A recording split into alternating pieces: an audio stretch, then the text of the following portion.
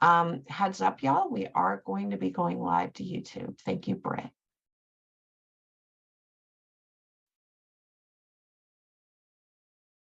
Good afternoon. I am Jessica Carroll, the Interim Program Manager for Measure 110, and I will be assisting Sabrina Garcia with facilitation for today's meeting. The Oversight and Accountability Council welcomes and encourages community input. Members of the public are invited to submit public comments or get on our interested parties email list by emailing oha.measure110@odhsoha.oregon.gov. That email address and more information about the council can be found on the Measure 110 OAC website. We have dropped both links in the chat. For more information or support with community engagement, please contact Carly Cunningham. She is going to drop her email in the chat. OAC members have asked that OHA and other staff who are present in the meeting space introduce themselves in the chat. Please share your role with the agency, and if you are a subject matter expert, your area of expertise. And with that, I'm going to hand it over to Sabrina. Thank you. Welcome, everybody. It is nice to see everybody again, and welcome to the Oversight and Accountability Council for Measure 110. I hope everybody celebrated New Year's in a good way, and I believe this is our first official meeting for 2023. Right now, I don't know if Jessica has any other further remarks, or we could turn it over to Tiana for attendance. Thank you. Amy, Magical? Blue?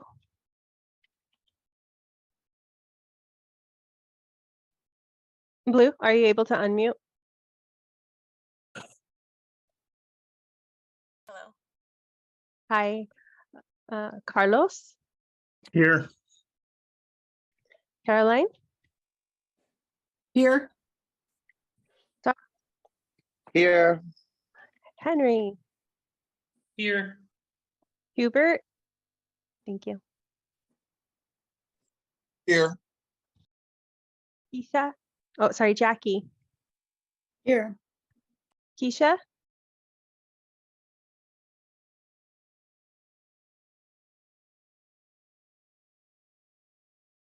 I'll come back, Keisha. Leticia? Here. Melinda?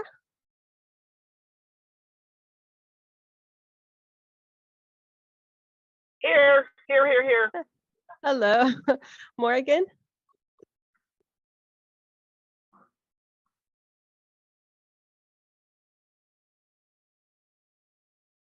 I'll come back, Morgan. Nicole?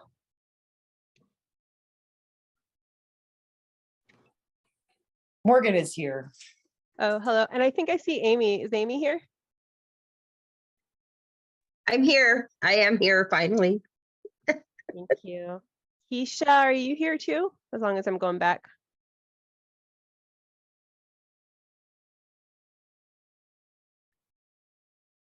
Okay, Onisha?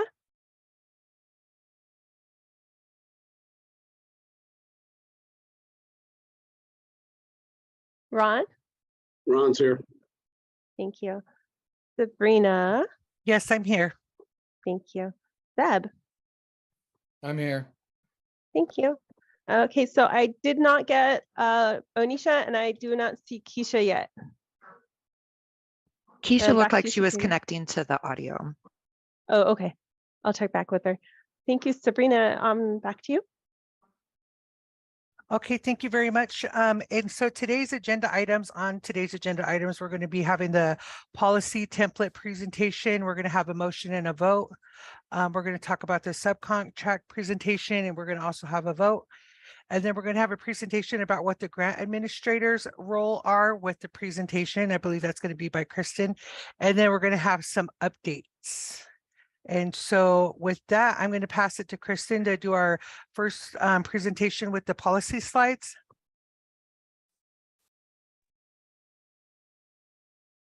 Thanks, Sabrina. So I think all of you have seen now the final 3 policy and procedure templates around data collection, around LGBTQIA2S+, policies and about gender affirming care policies. You should have received those on Friday, January 6th.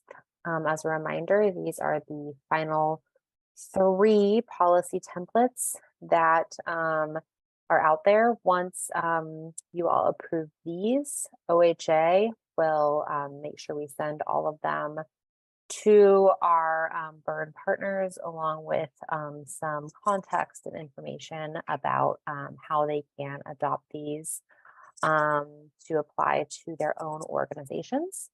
And those will be due 90 days from when we send that information out, which if you approve today will be by the end of this week. Since you all should have seen them, we just have a slide with a proposed motion, but I am happy to try to answer questions or yield the floor back to you all for discussion. Thanks. Is there any questions?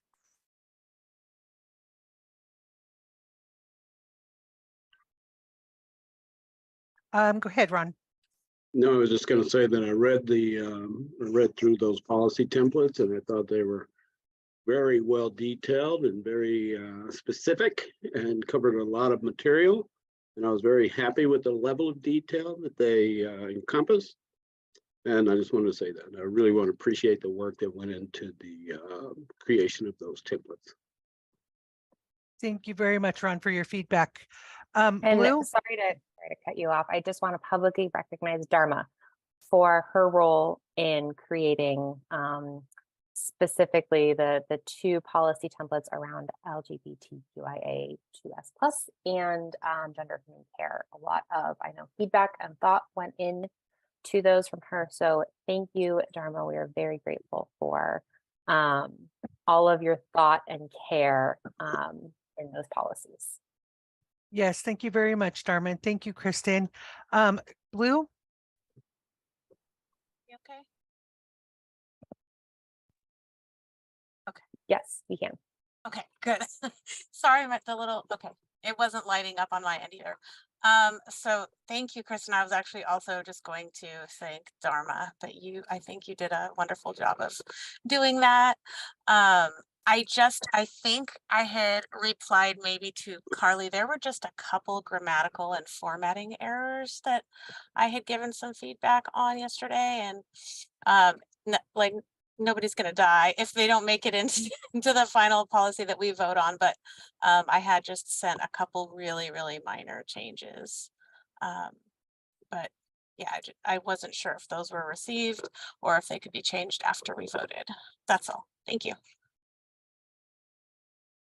Would anybody have a response to that question? I do. Yeah. So once you vote on it, we can't change it. If you would like, we can take those small changes under advisement, and that would push this vote back a week. So 2 weeks. Yeah, I don't want to Or hold up 2 the weeks. vote because it doesn't really change the spirit of it, but that's fine then. Thank you. Okay, so with that approval, we'll move the motion if it gets passed forward the way it is. Thank you, Blue, and thank you, Jessica. Dharma? So something that came up for me when going over these, and it's not necessarily something we need to do before passing this, it's just that I think we need to make some more considerations about our youth policies with regards to the burns, especially as someone who works in like collegiate recovery. I know that like making an impact in someone's use early on can really impact their ability to make future decisions about their health and can really help to intervene against like chronic health issues like substance use disorder. I'm still really concerned about our inability to kind of provide services to transgender youth without necessarily like having protections from outing them to their parents or to unsupportive like guardians and different folks. This does pose a serious risk for these children's safety. And I just think that in the future, we need to flesh out some kind of robust youth policy that protects their ability to engage with these services. But more specifically, I think there is some caveats that have been added in here. I don't think it's something that we shouldn't pass as is, but I think that we need to make some more youth-specific policies just to protect youth as they're engaging in these services that might protect their privacy a little bit, considering policies that are like the contraceptive policies we have here in the state.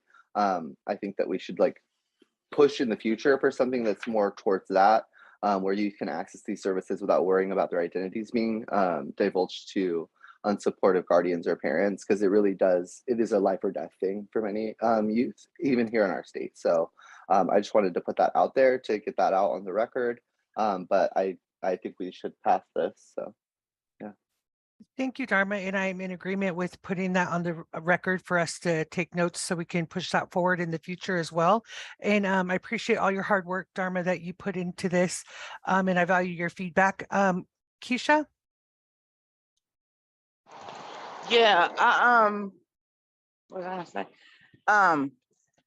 Thank you, Dharma, for all the work you put into it. But I still see it as I see it not inclusive of race, like race being the forefront, and how people in the LGBTQ community are treated differently because of race, and race being first.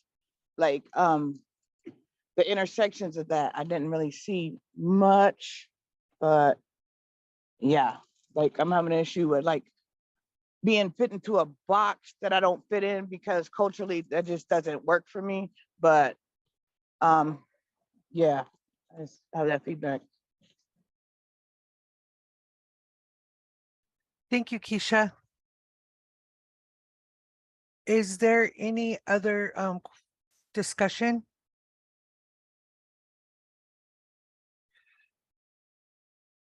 Dharma, I see you still have your hand up. Did you have anything else to add? no, I'm sorry, I left it up, but also I would support a separate policy in line with what Keisha's saying. I think that will more flesh out that focus on how queer and trans people or gender diverse people of color are more specifically impacted than this policy kind of aligns to.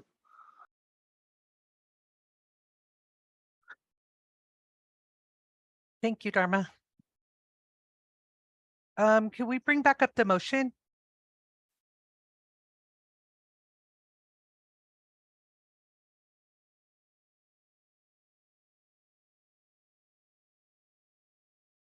And thank you, Keisha, as well for your feedback. I'm going to go ahead and propose the motion. I move to approve the data collection LGBTQI2S plus and gender affirming care policy templates received by the OAC on January 6, 2023. I'll second. Thank you. And is there any further discussion?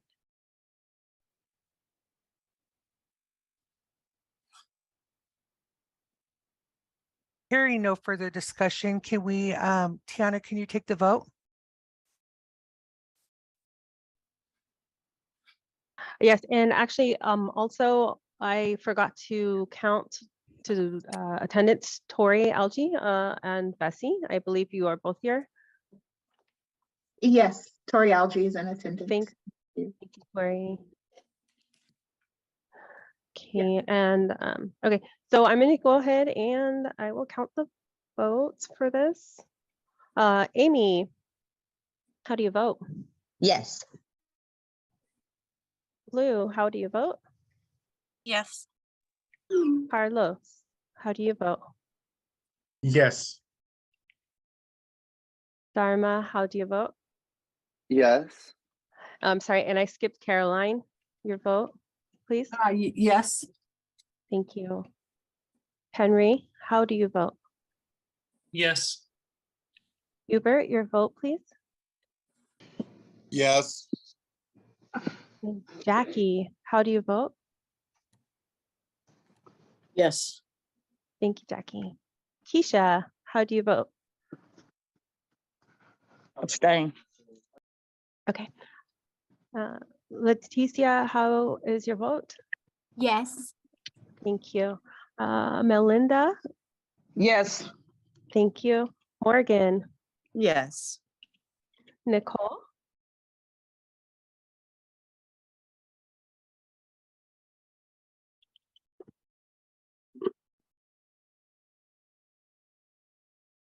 Nicole, Onisha, Ron, Yes. thank you. Sabrina, Yes. Thank you. Deb, how do you vote?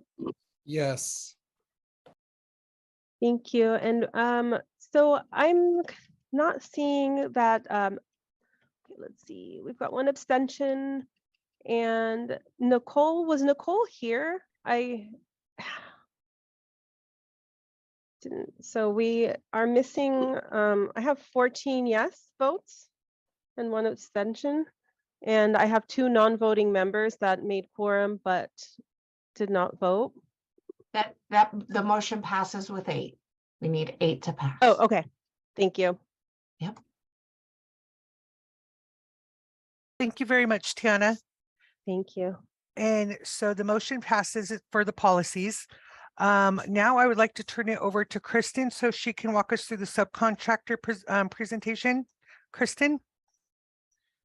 Thanks, Sabrina. You're welcome. And this is just a reminder for any burn partners who just watched the vote on policies and procedures that OHA will send all 12 of those out along with some context and instructions by the end of this week. And that will trigger the 90-day kind of window on which we will require you to submit your own policies and procedures, either using these templates and adopting them to your own practice, or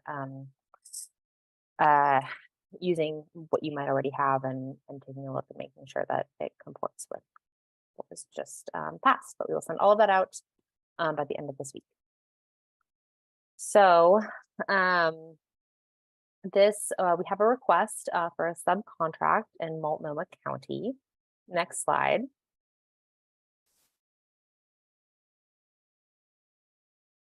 Get the next slide. And this request should look familiar, hopefully to you all once we can advance these slides. There we go. But just as a reminder, our burn grantees cannot enter into any subcontracts supported by their grant agreement without your all's prior consent. This is the language that can be found in everyone's grant agreement. Grant recipients also have to include very specific provisions within the subcontract to make sure that any subcontractor follows the policies and procedures, reports data, and follows the same kind of rules and expectations that the primary grantee is expected to follow under the terms of the grant agreements. And it also, the grant agreements also state that your consent to the subcontract does not relieve the original recipient of the grant of any of its duties or obligations. So by approving this today, you would not release the original grantee of any obligations under the grant. Next slide. So this request, I believe, came up during the original Multnomah County burn presentation. At the time, the burn providers in the Multnomah County Latina Latinx burn had acknowledged that there wasn't an approved provider in Multnomah County that could provide culturally and linguistically specific housing for the populations and individuals that they serve. So these providers requested that the Fourth Dimension, who was an approved provider in Multnomah County, subcontract with a trusted housing provider, the trusted housing provider Transcending Hope, to provide and expand culturally and linguistically specific housing. And here is just a reminder of who is in the that burn in Multnomah County. As you can see, there is only one housing provider, the Fourth Dimension, and so this is a proposed subcontract between Fourth Dimension and Transcending Hope to provide housing. Next slide.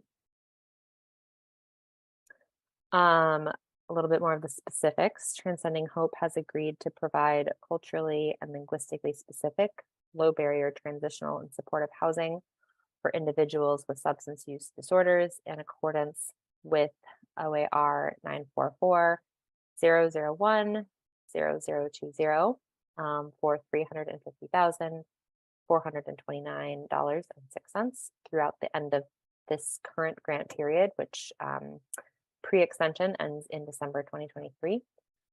A little bit more on the specifics. Transcending Hope has 2 low barrier recovery homes that accept individuals and families. That is set aside for this subcontract and for this burn. Both homes have 8 beds and a house manager.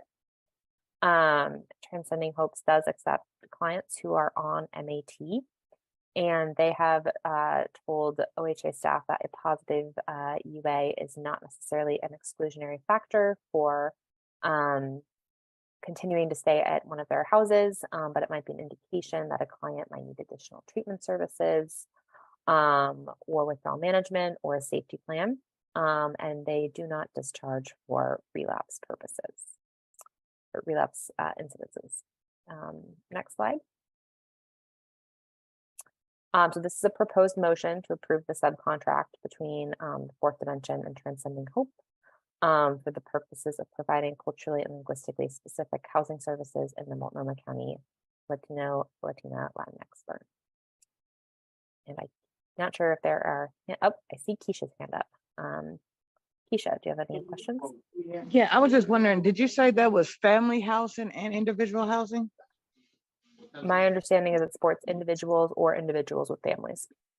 Yeah, I was just wondering about the relapse policy when it's kids and families involved.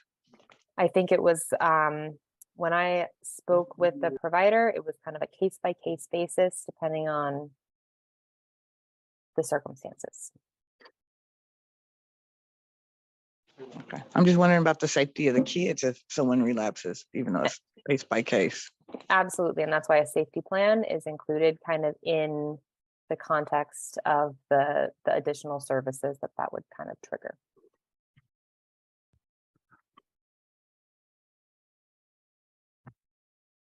Okay, thank you, Keisha. Ron? Yes, thanks. Yeah, just in terms of kind of my thinking about this, one of the greatest needs, I think, in all the counties is additional and expanded services for Latinx communities. And particularly housing and family housing are critical. I wish as a council we could have done more throughout the entire state to fund additional housing on the full continuum, everything from emergency housing to permanent housing and family housing. I continue to hope that at some point we can make future investments. I just think that particularly the Latinx community needs these types of services, and they're critical and they're very limited, and so I support them. Thank you, Ron.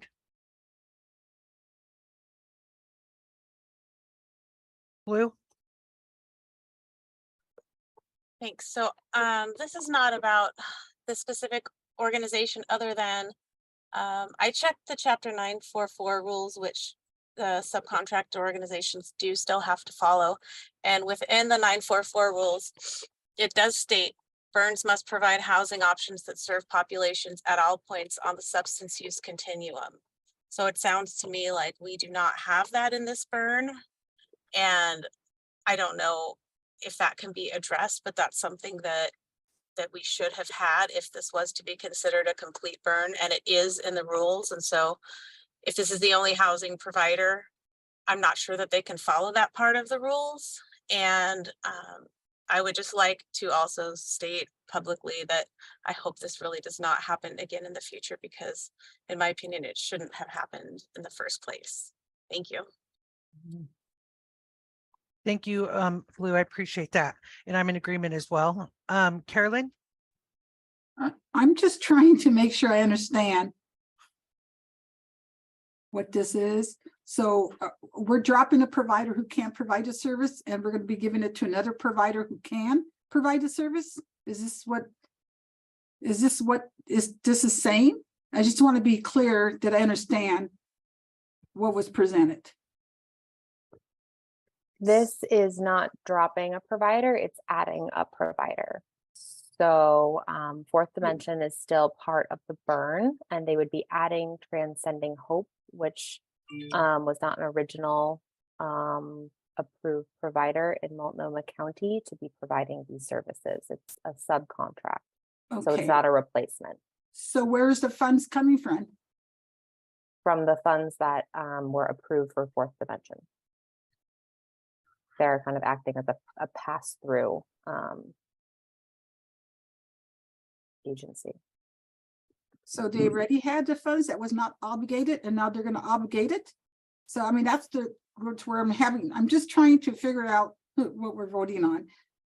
So Sure. there's a service that wasn't being addressed that they want to address. So But- when the Multnomah County burns were all approved back in, I think, August, Yeah, the council approved Fourth Dimension to provide housing services in this burn, in the Latino specific burn, with the understanding that they would be asking for a subcontract for another organization to be able to provide culturally and linguistically specific services with the funding that the OAC approved them to use. Yeah, that was in the proposal.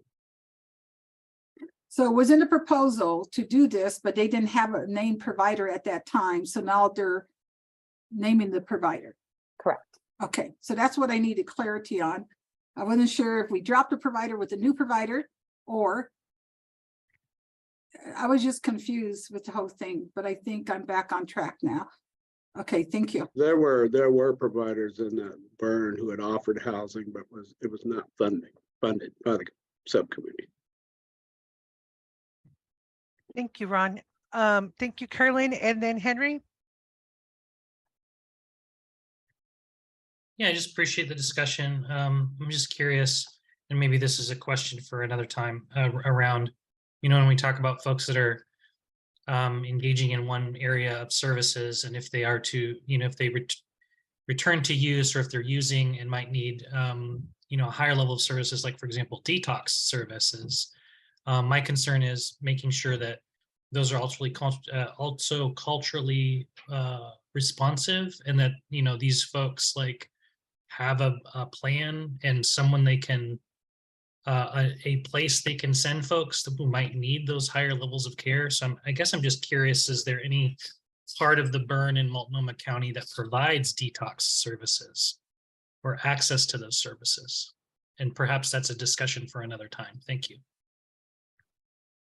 Just FYI, we did fund a new detox at Providence Medical Center in Portland as one of the funded entities in Multnomah County. Thank you, Ron. Okay, so do we have any further discussion, and can we bring up the motion?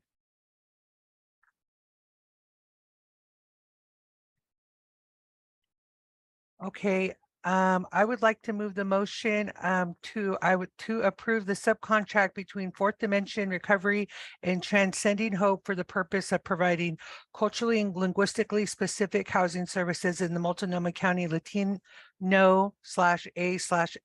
burn. Second. Is there any further discussion? This is Jackie. Can I ask a question? Yes.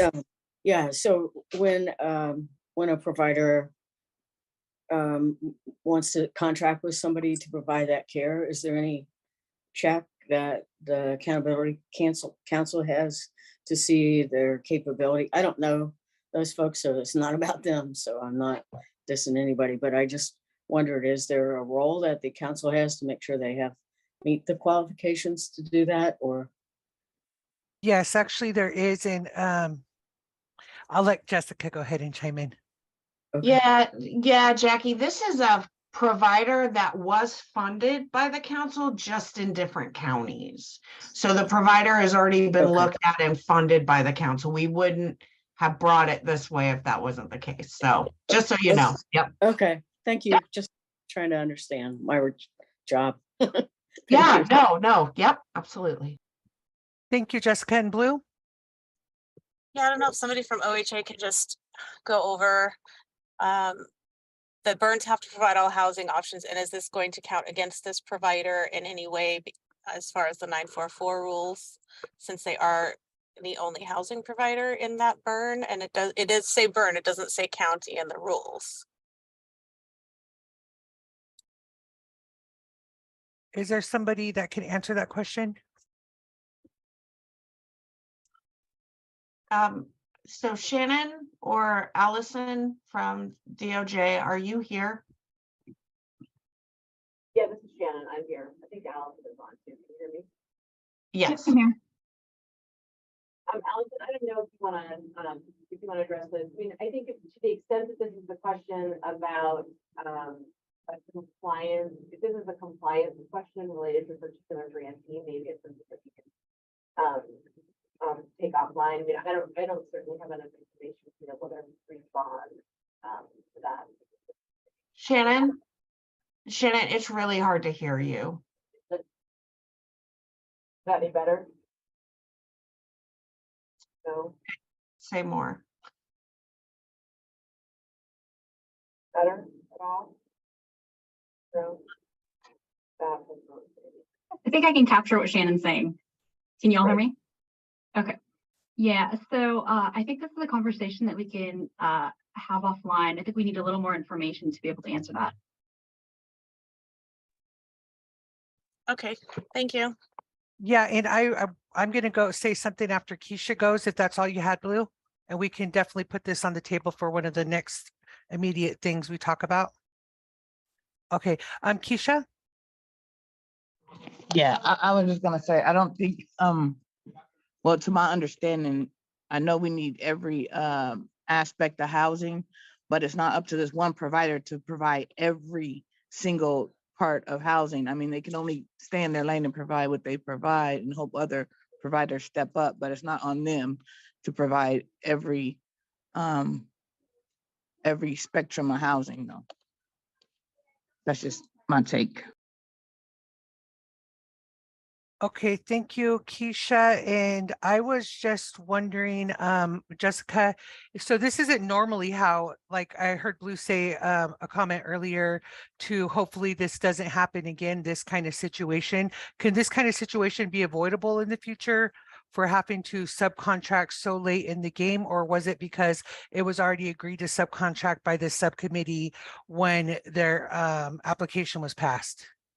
Yeah, so I think there are two things happening here. I think that is one of them, Sabrina. Like there was a subcontract, like you all approved that, but you approved them to go ahead with it, but you actually have to approve the subcontract, right? So that is what we're doing today. I think it took some time, and that's why it's so late in the game. And I also think it's really hard sometimes to find culturally specific providers who have the ability, especially around linguistically specific housing, right? Like there isn't like a plethora of folks out there able to provide that. So I think this is also part of that situation that kind of took a little while longer for this to come to fruition. But yeah, this isn't like, it's something that we would prefer.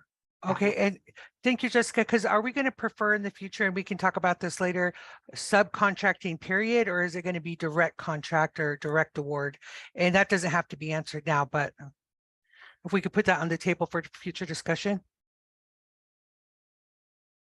Okay, is there any other discussion? Onisha has her hand up. Yeah, I just have a question. Are the people on this, so if it's going to be culturally and linguistically specific housing, are the people that they want to subcontract with, is that their expertise for the Latinx community?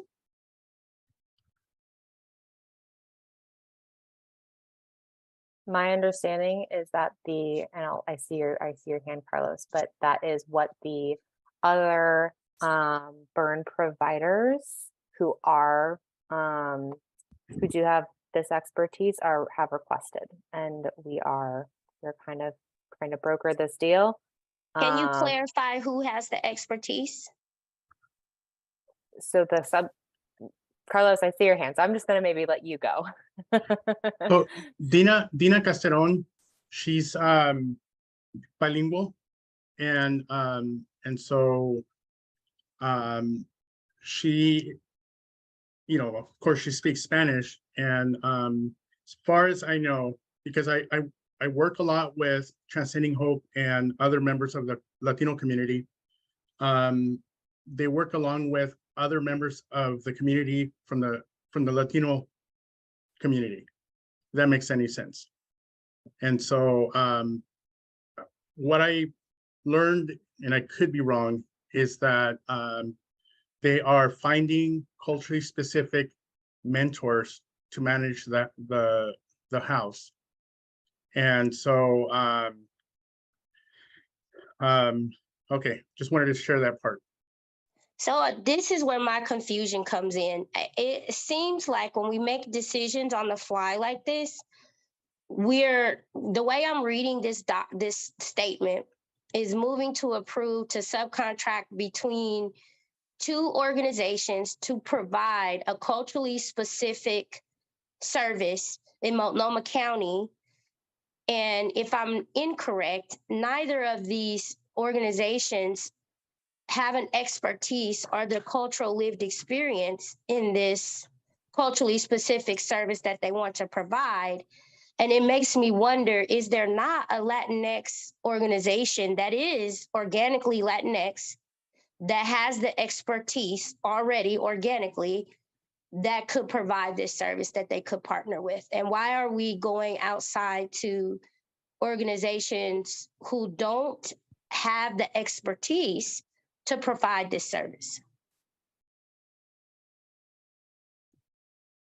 Thank you, Onisha. Did anybody want to respond to that? If not, I'm going to call on Ron. Maybe he has something to add to that.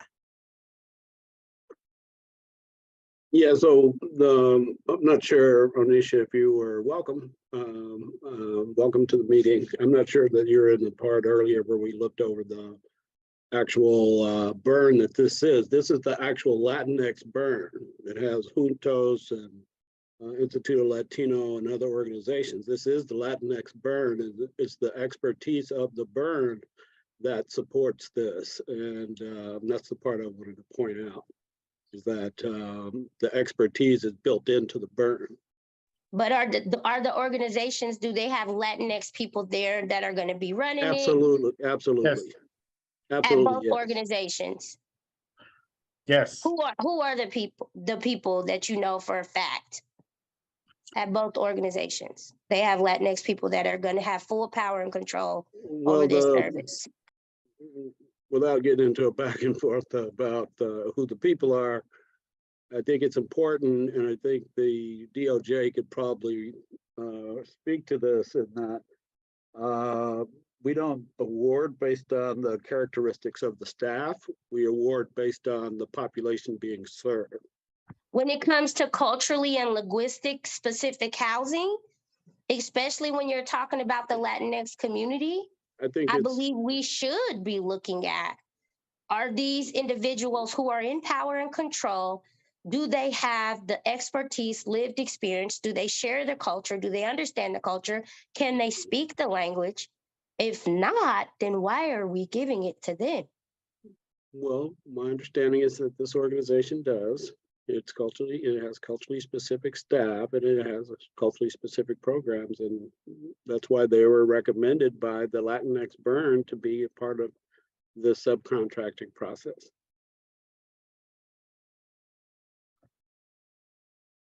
I am just here to remind us not that we like talking about protected classes in terms of people making decisions based on that is.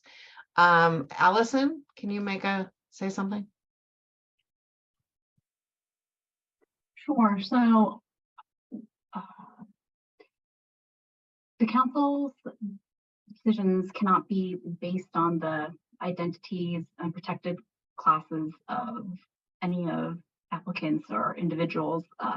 They could consider populations to be served and expertise of individuals in those organizations.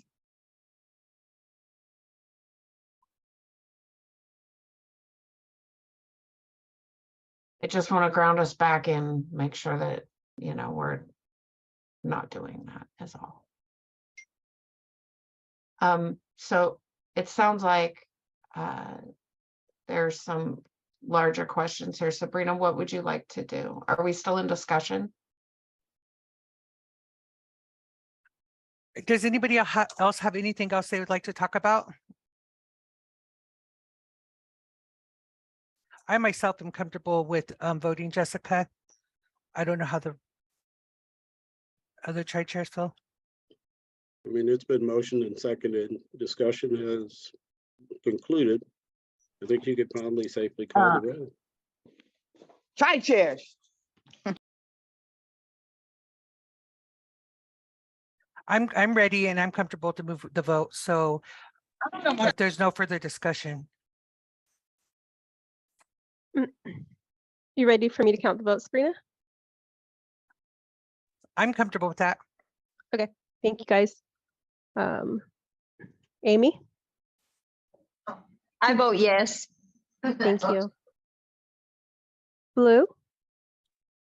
Yes. Carlos? Yes. Thank you. Dharma? Yes. Thank you. Oh, Caroline, I'm sorry, I skipped you again.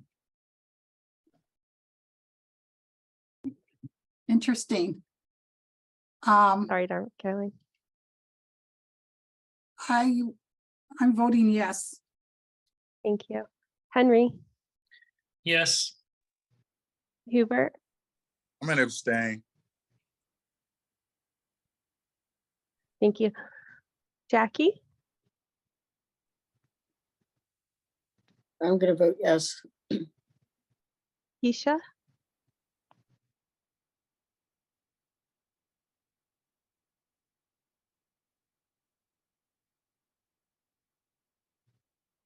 Keisha?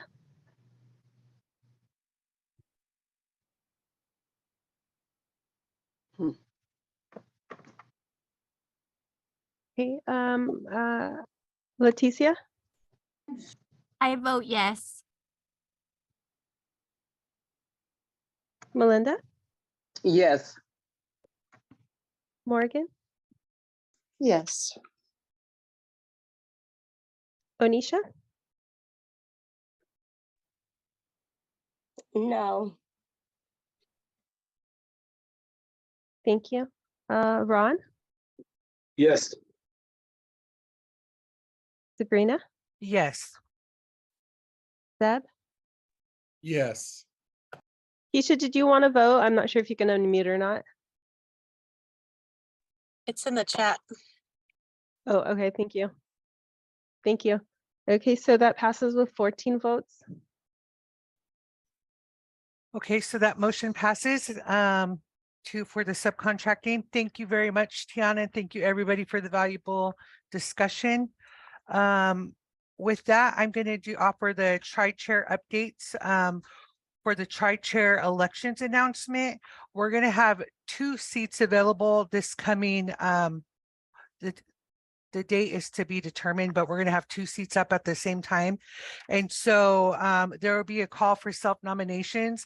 And I just really, really strongly encourage people like that may feel shy or whatever type of way to not self-nominate, to please nominate yourself so that way we have a robust amount of people to vote for. You will need to prepare and read a statement. And if you have any questions, you can reach out to Jessica. And so that's going to be unfolding over this next series of weeks. I think we would like to solidify some stuff by the second meeting in the month. Is that correct, Jessica? Yeah, we should have those dates. Did we not get you those dates, Sabrina? No. I don't have them. The problem I had is I didn't know which official day, since we have an alternate schedule now, and the meeting, so the tri-tender would end, the position would end March 26th, but the next meeting isn't until April 12th. So I just wanted to discuss before I gave the votes, and there was a lot of questions a few months before. I didn't make a change. Yeah, I All kind right. of thought that we decided we were going to have discussion prior to that, so that way we can get somebody, whoever's, I'll let Jessica talk about it, because I thought we agreed on in the tri-chair meeting that whoever was going to be taking those seats would sit on one meeting before they actually officially took it. Am I saying that correctly, Jessica? Yeah. So, we went back and looked. It is, the official date that Blue took on, became tri-chair, which would be the, because they're 1-year terms, so we just add, +1, +2. So was, I believe the 26th, correct me if I'm wrong, Tina, I don't have it in front of me, was the 26th of March, 2022. So the first official day would be the 26th of March, 2023.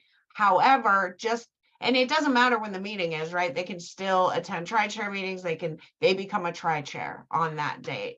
So we have some time for folks to decide if they want to self-nominate. Again, the tri-chairs really want folks to step up and do it. Sabrina? Yeah, I was going to say, seems like we have a long time, but also in theory, we only have 3 meetings before we need to pick that person. So Yeah. that's the caveat to it. Right. So you're right, Sabrina. And what we talked about at the huddle is that we would announce to you today, hey, there's a tri-chair, 2 seats coming up, right? So this is different. We've never had 2 seats come up at the same time before. So we have 2 seats coming up. We hope everybody considers nominating themselves. So we will be taking those self-nominations next week, and I think voting the following week. That's what we agreed on. Yeah, Sabrina? I think it sounds beautiful. Thank you. Okay, sounds good to me. And then that'll give the new tri-chairs some time to sit in on some meetings, some tri-chair meetings, and kind of get in the flow of what it looks like to be a tri-chair. Thank you, Jessica. It does just sound different because we're saying 2. So we're gonna have 2 tri-chairs sitting in on the tri-chair meeting. Anyways, go ahead, Blue. I just wanted to check in and make sure that that an email can also go out in case there are any council members that are not here that might have missed that announcement. That's a fantastic idea, Blue, and we will get one sent out. We're getting that noted. Thank you. I love it when you take notes. Thank you, Jessica. So with that, I'm going to go ahead and turn it over to you for the OHA updates. All right, thank you. And my document is opening right now as we speak. All right, so my updates, I have a few. My eyes are getting bad. I had to really zoom in there. Ooh. Okay. So we have, so I wanted to give you all an update about the application to be part of the OAC. I think you all know we are still searching for some folks. We have 2 potential members that we've identified that fill the 2 roles of addiction medicine doctor and supported employment expert, or someone with experience in supported employment. We are working on getting possibly those positions appointed. What we do not have, and we do not have any applications for, is the CCO representative. We can send that application link out again. If you know anyone who actually represents a CCO, please pass it on. And it looks like maybe Ron knows something, or you have some inside information there, Ron Williams? No, I don't. This is kind of a little bit off topic, but I thought we were recruiting for a licensed clinical social worker, or do we already have that? We already have that. And who is that?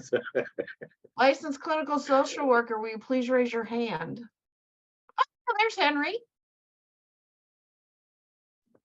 Okay, great. Thanks, Henry. I just didn't know who it was that was filling that spot. Thank you so much. All right, fantastic. All right, so that's my first update. So please, be on the lookout for any CCO folks. As long as I'm on this, A couple of the positions are at least this many or at least that many. How are you how are you all interpreting that? If it says at least 2, are you saying only 2? So are you asking if we have more positions on the council than are statutorily required? No, if you wanted to add seats add people where there are additional, I'm just curious. It's just a curiosity. I'm just really curious as to how the OHA is interpreting that the seats where it says at least 2. That's a good question, Ron. We are going to write that question down and we are going to get some sort of an answer for you because I don't have Okay. that today. Okay, thanks. All right. Anything else you want to throw at me today, Ron? No, that was it. Thanks. Okay, thank you. All right, next we have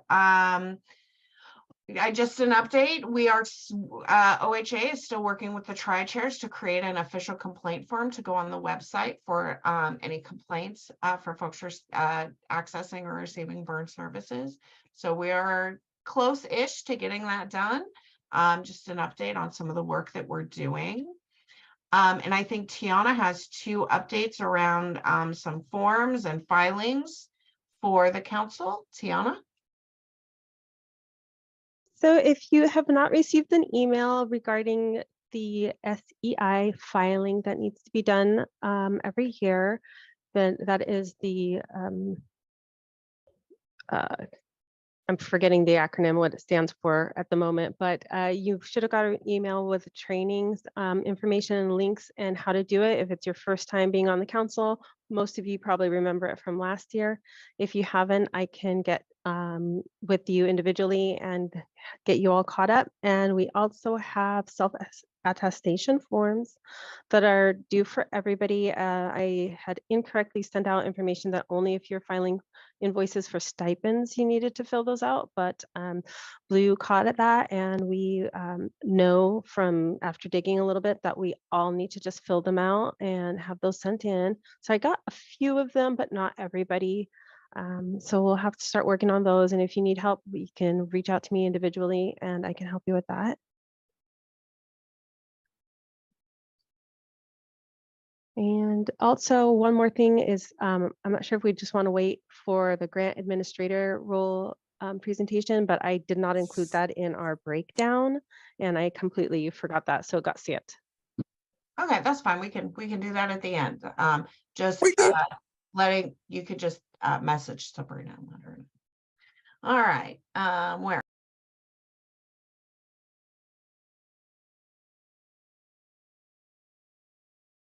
I muted myself, I know. So just a few more updates that I have. So you all submitted some questions on the appointment letters and we just have one more answer we're trying to hunt down for you, and then we will have that ready for you all in writing. Additionally, we are still working on the questions that you have around your site visit conversation and that kind of oversight conversation. So just wanted to let you know that we are still working on those. We have not forgotten about them. And with that, it looks like we did miss the grant administration presentation on the agenda. So sorry about that, Sabrina. Would you like me to introduce it or do you want to? You can, Jessica. Okay. So Kristen is going to be talking about that. Hi, everyone. This presentation comes at the request, I think, of several of you in terms of what the Measure 110 grant administrators do, what their role is, how they complement your work, and really how they uplift and support implementation of your work. So that is what I'm going to briefly run through with you all today. Next slide. So I always like to take a step back and just remind myself, our team, new members of our team, kind of and everyone I talk to about what a grant is in the first place, because I think there's some important points that lead to what a grant administrator is. So a grant is a funding agreement to support or build a program or activity of the grant recipient in which no substantial involvement by the contracting agency, in this case the OHA or the OAC, is anticipated other than monitoring compliance with the grant conditions.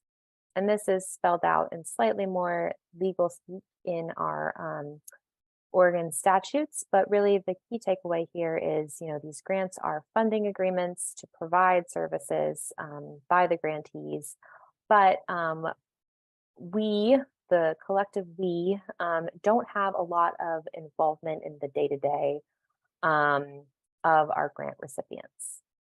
Grants are not fee for service, which means that we do not collect invoices or receipts. Our burn partners receiving quarterly payment, but unlike a contract, they do not require we do not require them to submit invoices. We do require financial reporting, but it isn't a contract which would require receipts. The bonus of this, having a grant over contract, is that the recipient of the funding has a lot of flexibility, a lot more flexibility in terms of what they can spend their funding on. And that allows them to be more nimble and adapt to what they need to do to serve their communities. And it really means that there's just a lot less oversight of kind of the day-to-day spending than a contract. So all of that is kind of to tee up what a grant administrator is. Our grant administrators, there are currently 4 of them, and we are working on hiring more. But that's 4 for 233 grants, which is, a little over 50 grants per person, which is a lot. They oversee, coordinate, and are responsible for the management of these grants. And they support the Oversight and Accountability Council and the Oregon Health Authority by providing that administrative oversight. Next slide. And this is just kind of continued. So the Measure 110 team and our grant administrators are really kind of a representative authority between you all, the council, and our burn partners. We convey your vision, your goals, all of the grant agreements that you approved, and hold our burn providers accountable to that vision as spelled out through the grant agreements. The council has the ultimate funding authority over burn partners to provide Measure 110 services. We cannot, grant administrators cannot take away funding, they cannot change funding, except in very limited circumstances through the delegated authority you have provided to us. They can't terminate a grant, they can't add new grants.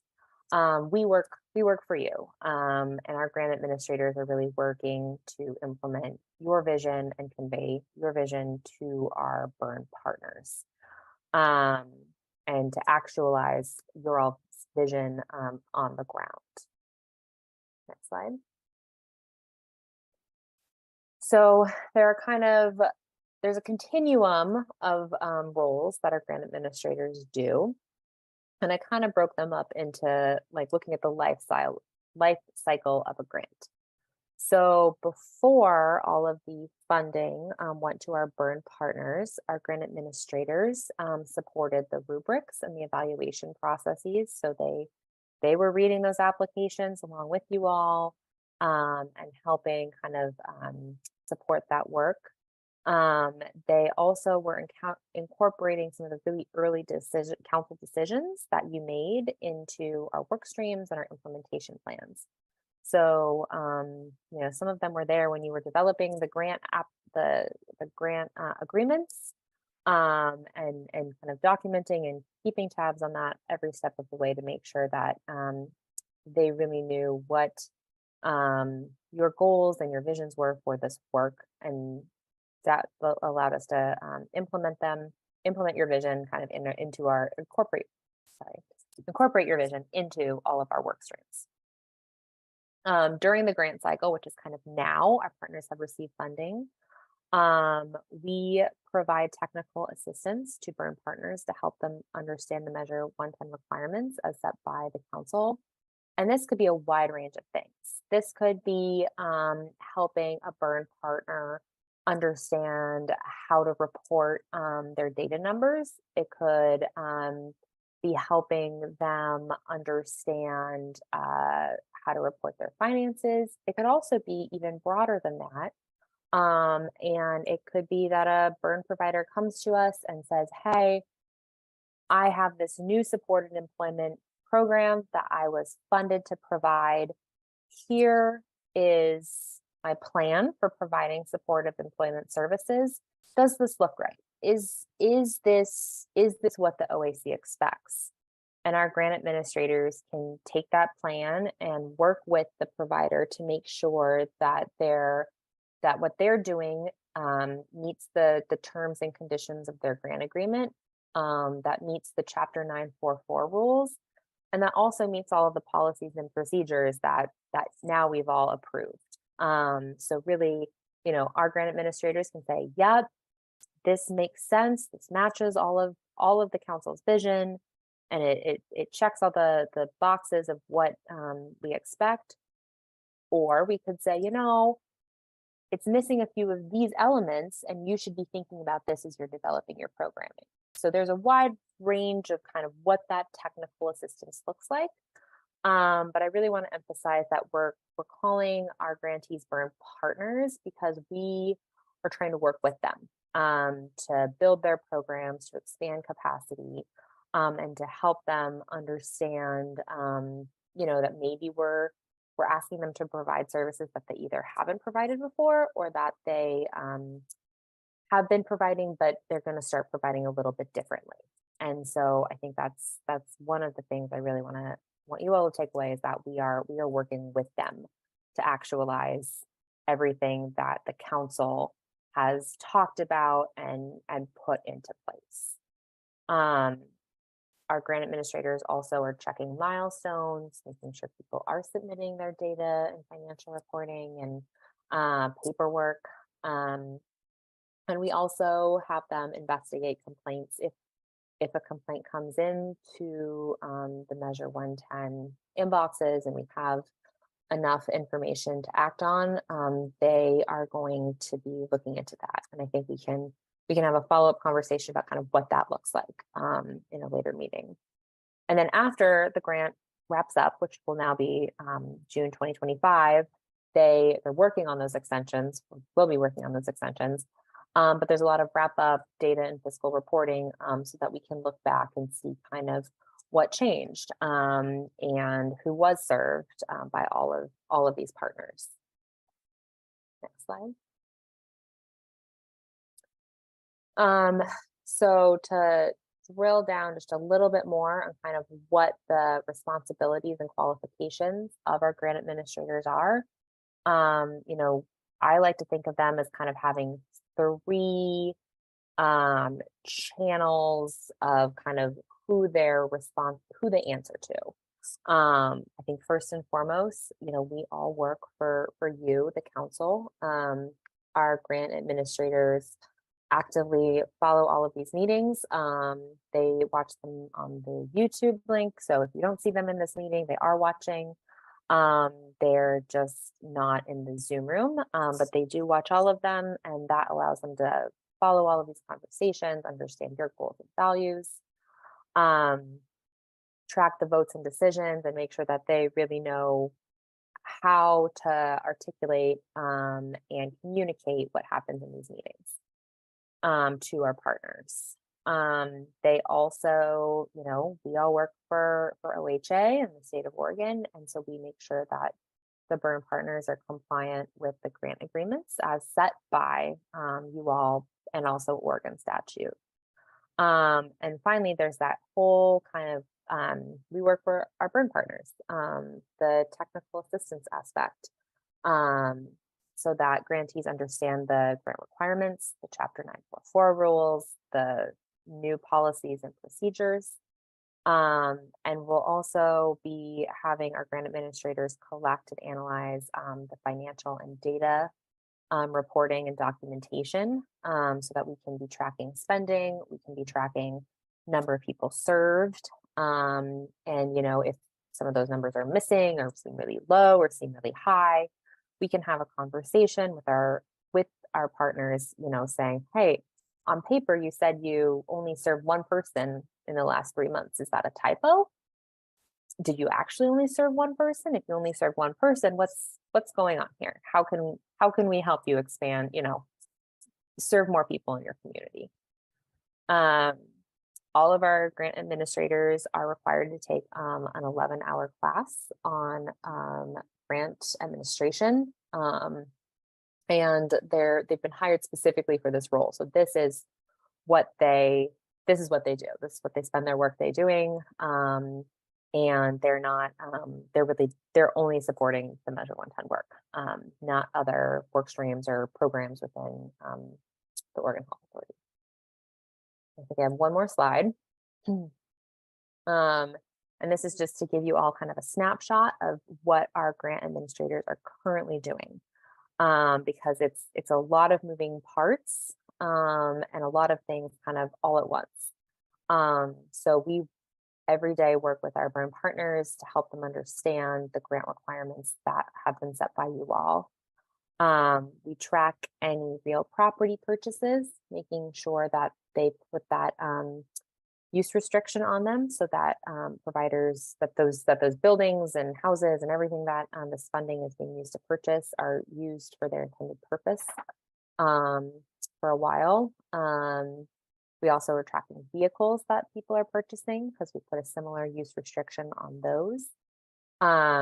We monitor and respond to all emails received from grantees in the inbox, and that's kind of our primary mode of communication for right now. But that could be everything from, hey, I have a question about where I find this form, to I need help about how I'm building or conceiving of this program. So really kind of that's the conduit for all of the technical assistance we provide.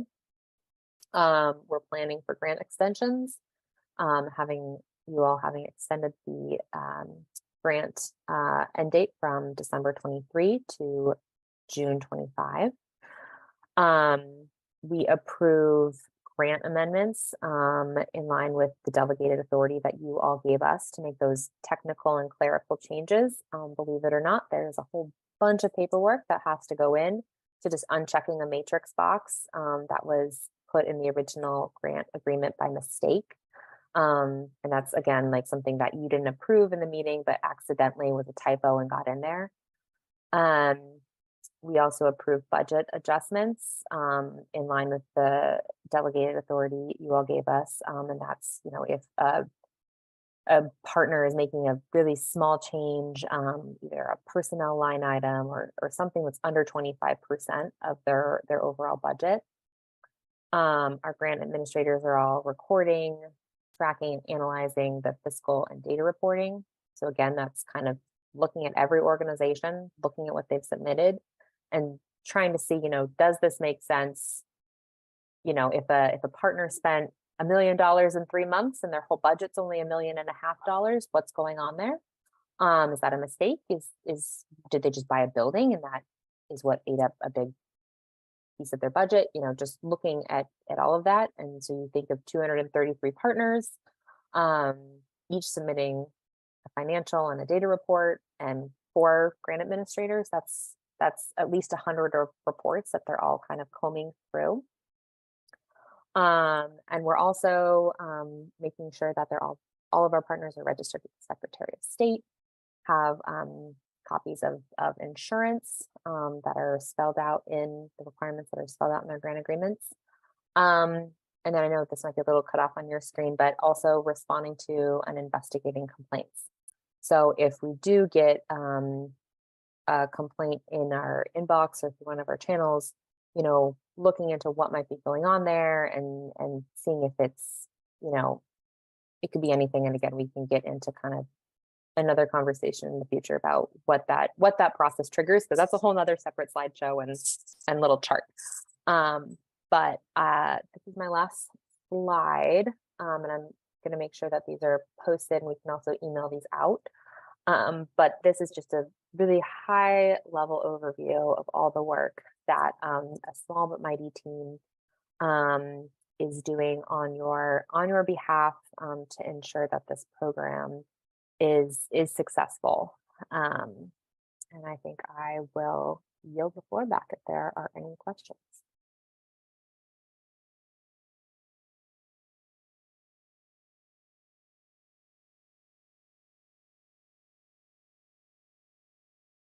Go ahead, Blue.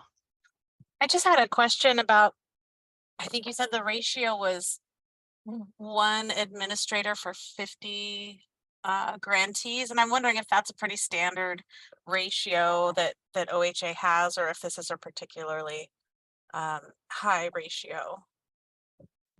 I think it's particularly high, and in part that's because we haven't been able to hire grant administrators as fast as we've implemented this program.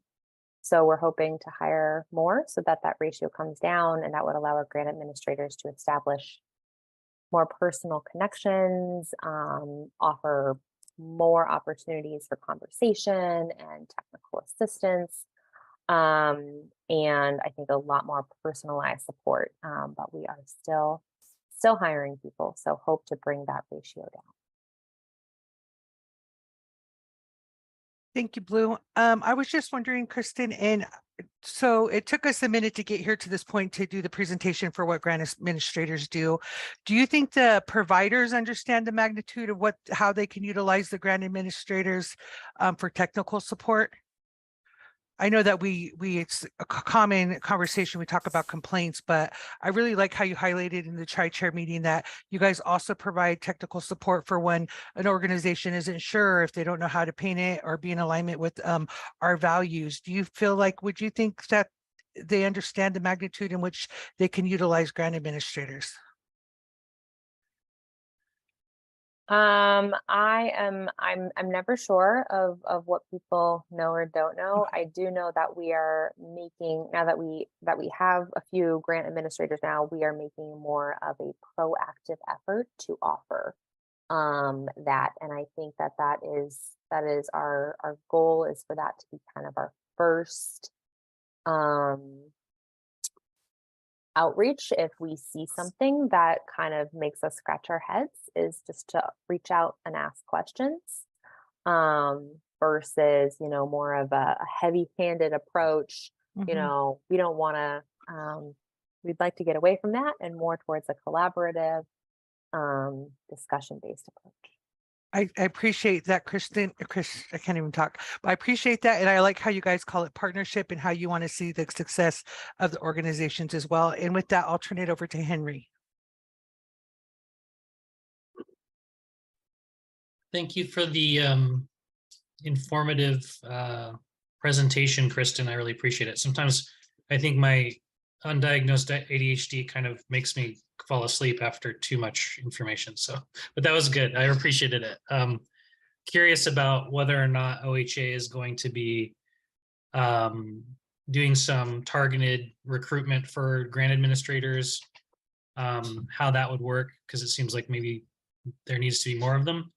Also, curious about another presentation, and maybe this has already been requested, regarding the last function that you had mentioned several times around investigating complaints. I think my limited experience with Mental Health Addiction Counselor Board of Oregon, helping to facilitate ethics investigations, I would be curious how that would be similar or different from the grant administrator function regarding that. And then also how might, just a curiosity, how might OHA collaborate with their grant train their grant administrators on how to collaborate with MACBO regarding ethics investigations? Thank you. Thanks, Henry. And we are recruiting for, or we just, I think, finished a recruitment pool for grant administrators. HR is HR everywhere. I think it all moves a little slower than we would like, but we are working on that. And I'll make sure that we we take down some of those notes on the the investigation of complaints issue. I think to your point, didn't want to overload all of you with a very long, dry presentation, so I figured I'd break it up, and we'll do that kind of at a later meeting, either later this month or in February. Thank you very much, Kristen. And Ron? Yeah, so I was just trying to clarify in my mind. Are the grant administrators hired and are they working for OHA at this point? I mean, there's the 4. We have 4 grant administrators. We have another 4 kind of assistant grant administrators who have been helping them with a lot of the support and organizing all of that. I said paperwork, documentation, files. And those people are hired and working for OHA. Okay. Who initiates contact with the grantees? Do the grant administrators reach out and say, yes, I'm your grant administrator? And just wondering how the communication flows. Sure. I think we've kind of taken a no wrong door approach. So a lot of our grantees know that they can contact us through the M110 grants inbox. Right, that's kind of the thing that I was getting at.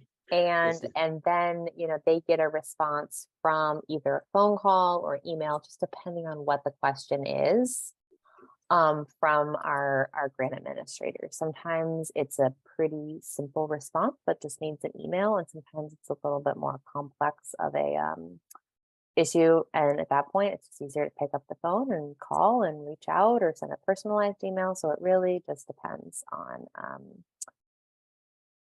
what's going on. And you know, that said, I know a lot of partners contact me, they contact Jessica, they contact Jess Habe, and we make sure that no matter how, whom calls us, emails us, texts us, we get answers and information and assistance back.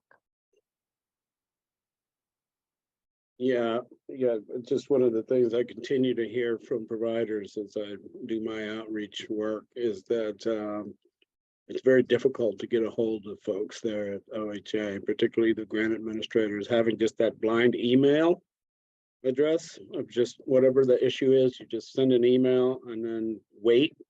Just seems like it's kind of below the level of support that they were anticipating at this point.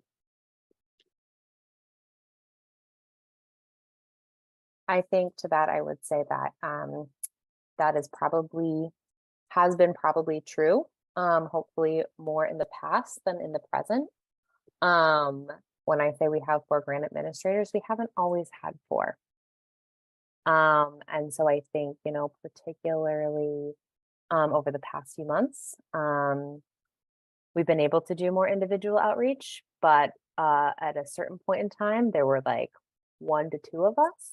And so we just weren't able to give that level of support that we strive for.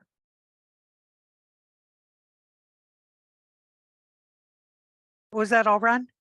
No, there's more, but I'm going to relent. Okay, I had a question too. I was wondering, what would be a reasonable time frame for a provider to actually receive technical assistance from the time they initiate it to the follow-up, would you think? And if that's, go ahead. I was going to say, we respond to all emails within a week. So if people haven't received an email, I would like to know that, and you can refer them directly to me, because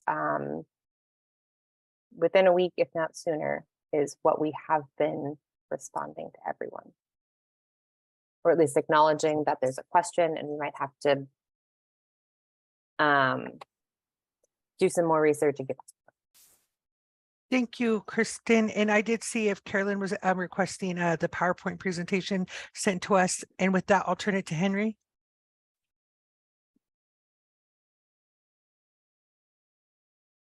Yeah, I don't mean to belabor the issue. I'm just curious, are these grant administrator jobs posted if I wanted to apply for one? I'm just joking, but I do have friends that work in the, mental health field that might want to apply for these jobs. Is there a place to find this? Could you post it somewhere for me? All I'm seeing is grant administrator jobs in Hawaii, which sounds good to me, but isn't what you're talking about. No, but on a rainy Wednesday like this, boy, would I rather be in Hawaii. I think we can look and provide some follow-up information, Henry. Yeah, perhaps maybe even if it was posted on the Measure 110 OHA website, these jobs, I don't know, some place to find it that's easy. Thanks. I agree with that. It is a little bit more easier accessible, or maybe you can send us the link and then we can send it out to interested parties, possibly, Kristen. Is there any other further discussion?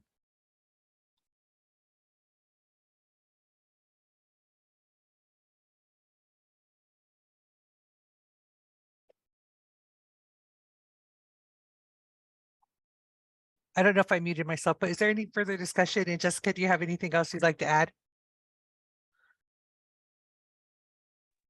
Okay, well, if nobody has anything else to say, I know that we put some topics on the table to get some more information and bring back as soon as we can. And then also, I'm very interested in the self-nominations for the tri-chair, so I'm looking forward to that. And if we have nothing else, then we can go ahead and convene for the afternoon. Okay, then. All right.